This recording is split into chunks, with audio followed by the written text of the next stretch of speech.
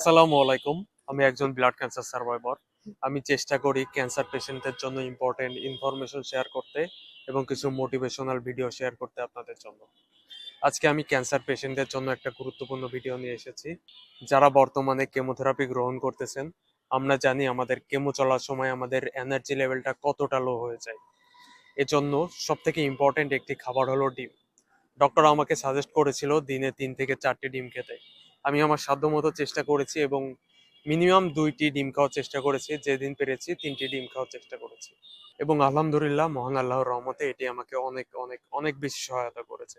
আর বর্তমানে যারা কেমোথেরাপি নিচ্ছেন আমি আপনাদের সাজেস্ট করব দিনে 3 থেকে 4টি ডিম খাওয়ার চেষ্টা করবেন। আর আমাদের অনেকের সামর্থ্য থাকে না এই দিনে 3 থেকে 4টি ডিম খাওয়ার, কারণ আমাদের ট্রিটমেন্টটাই অনেক এক্সপেন্সিভ। কিন্তু চেষ্টা করবেন মিনিমাম 2টি ডিম খেতে। ইনশাল্লাহ এটা আপনাদের অনেক অনেক অনেক উপকারে আসবে। আপনাদের জন্য দোয়া রইল, আমার জন্য দোয়া করবেন। আসসালামু আলাইকুম। জাস্টিস ফর হাদি ভাই।